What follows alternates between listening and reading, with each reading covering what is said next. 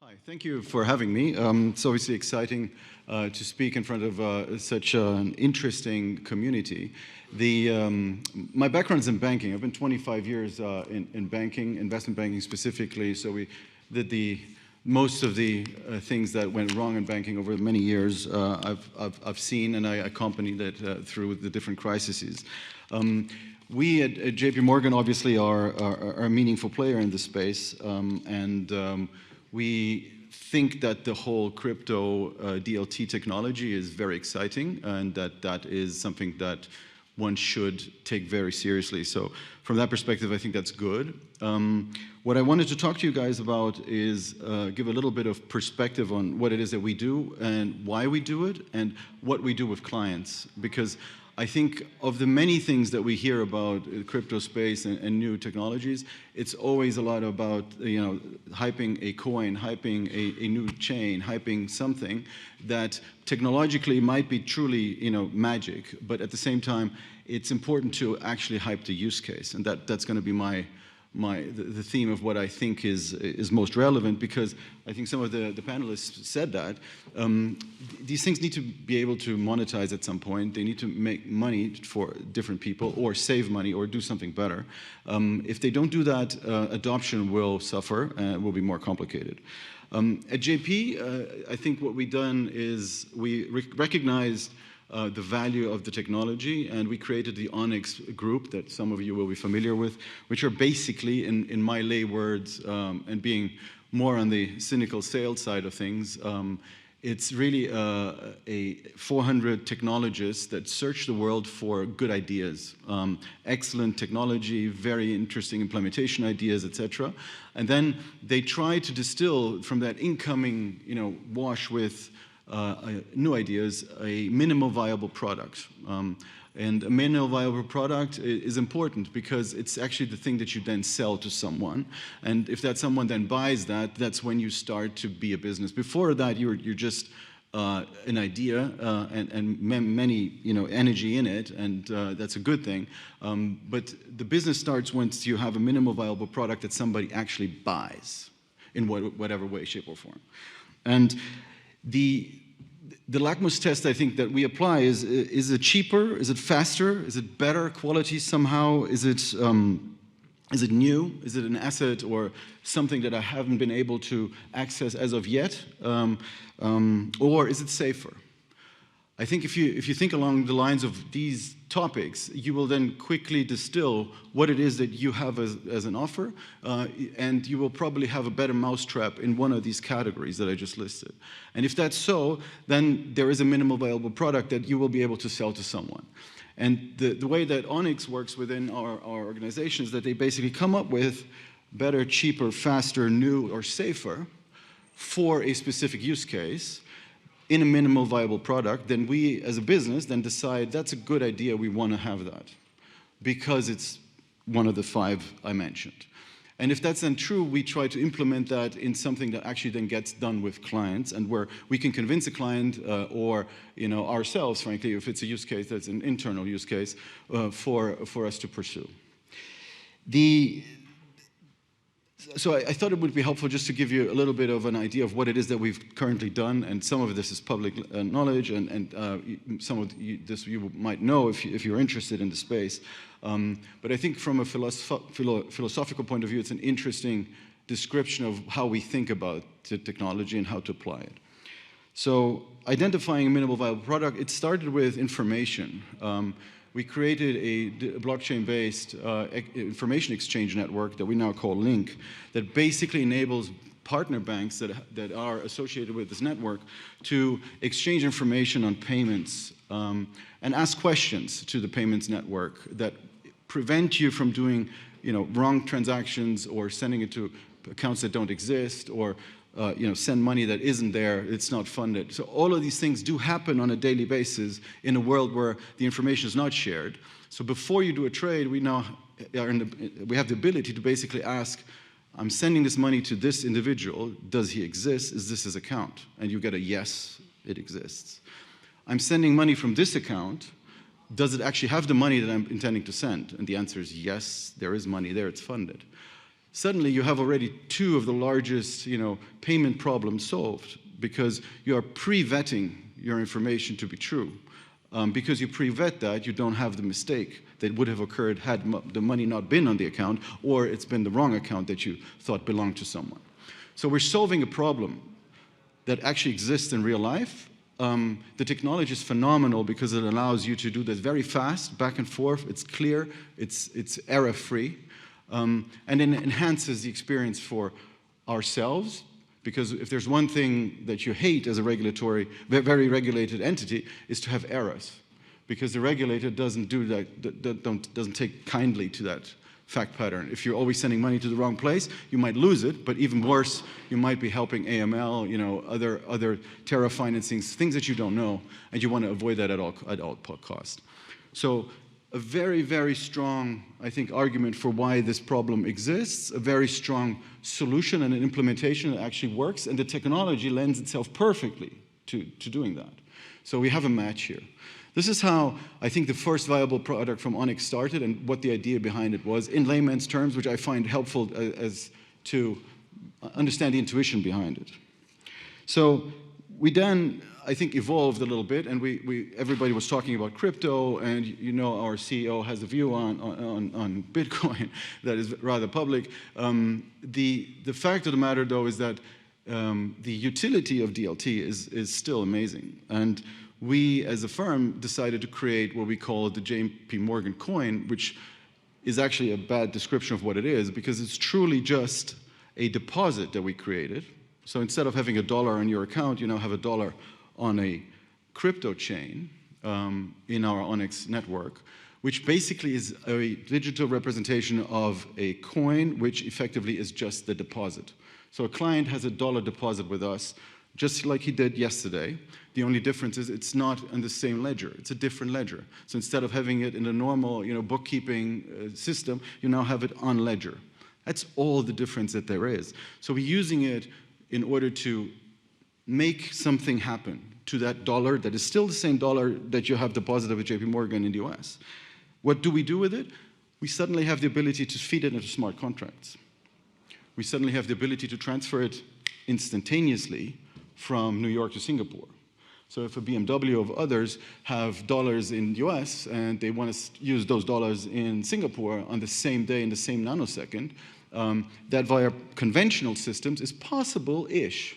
But there are many steps that you basically do in the background that avoid that from being as instantaneous as you would hope, and by far not as secure as the DLT ledger allows it to be.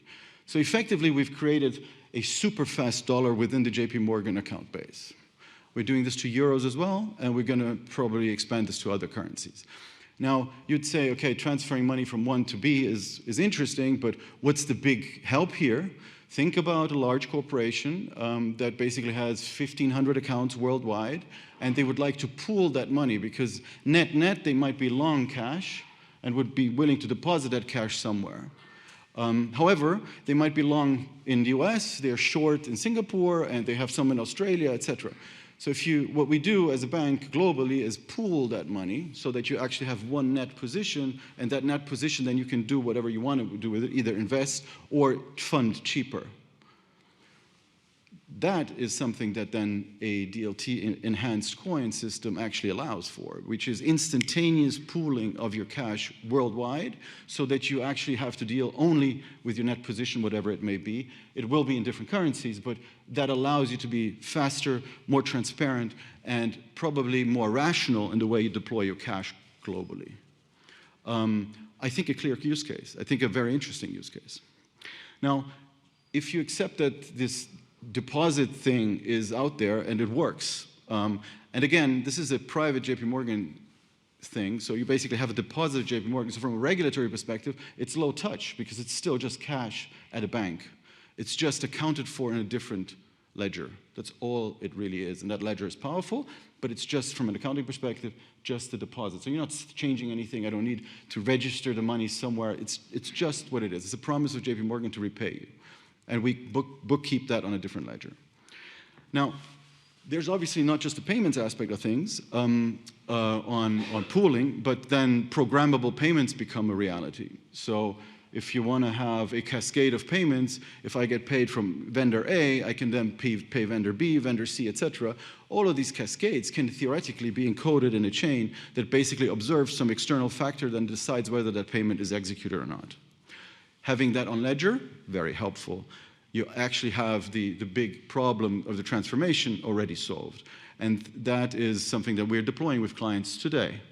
And if you think this through, it's already happening, but in a not too distant future, we'll have the IoT discussion about a car will be a payment agent. So you'd be driving into a parking slot and it will just pay its fee for parking there. The car will pay it rather than yourself. And that is not that complicated to see, but if you think about the applications of that, the automaticity that everything becomes so easy and so super automated. The car gets recognized in the parking spot, it pays its fees, everything is done and dusted, and your life becomes easier. So there's a better aspect to this, and that's why I think it's going to gain traction. If I could have that today, I would have my car pay these things already. So that's one. We have two steps now, from information to cash payments. If we move along the logic, what is large in the financial industry is financing and funding, which is a big topic. We use that in repos, for instance, and we have applied the technology to repos. So what is a repo is basically I have a security or I have cash and I need one or the other, and I exchange cash for securities for a period of time, which is a secured lending product. We do this now on fully digitalized assets facing the J.P. Morgan coin.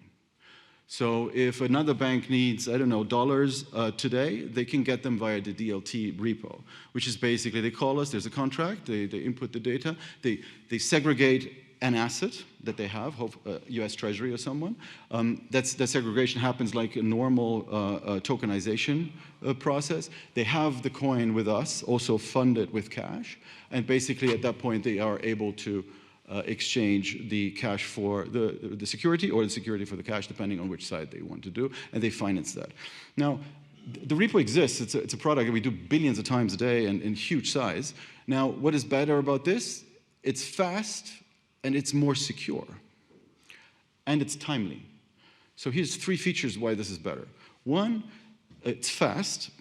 You know DLT, how it works. Once it's done, it's done. There's no processing agent. There's no discussion. The contract itself resolves the transaction. It's cheaper to the extent that clients need sometimes money for 2 hours. In the past, a repo would be overnight always.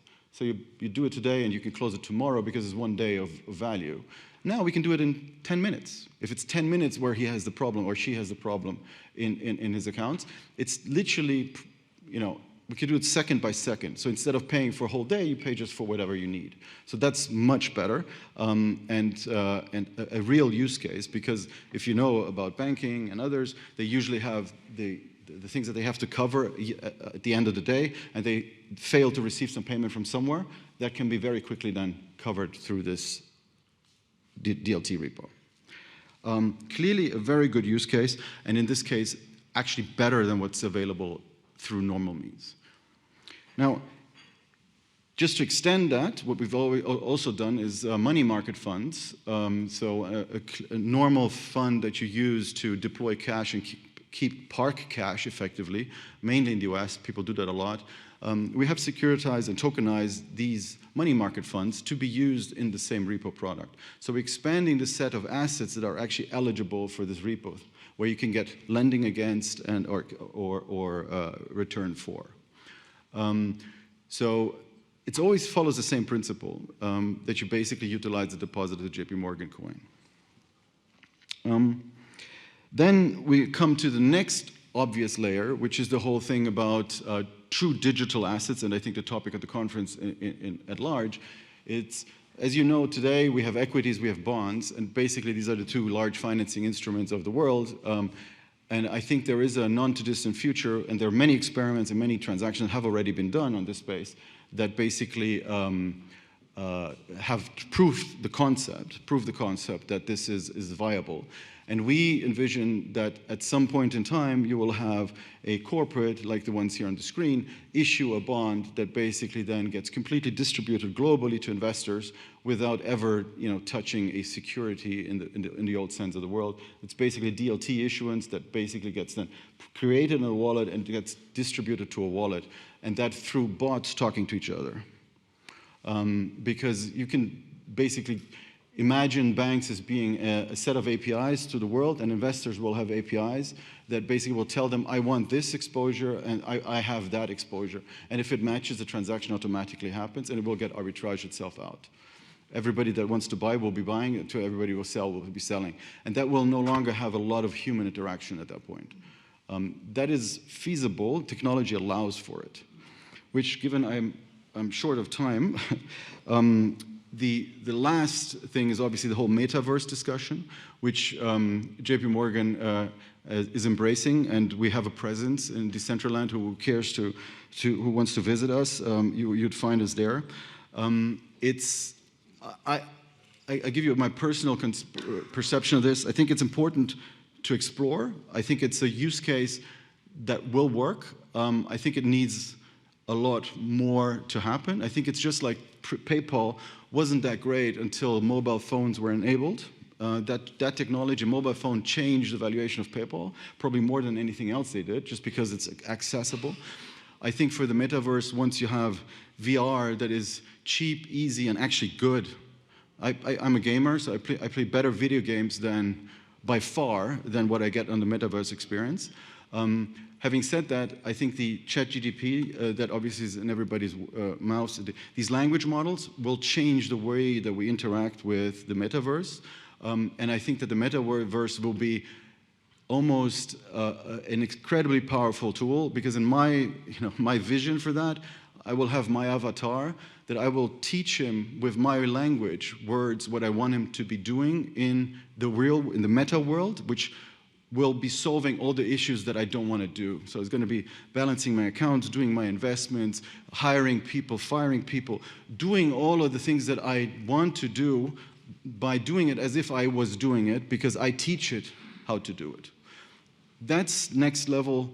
That's the next level that we're going to face. And I'm a believer that that's going to happen whether we want it or not. It's great because so many people will have access at that point, and we'll truly have a globalized opportunity sets for everyone.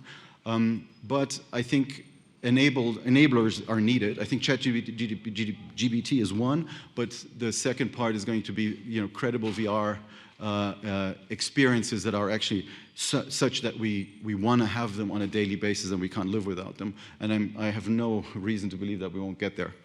I'm out of time. That's about it then. Oh.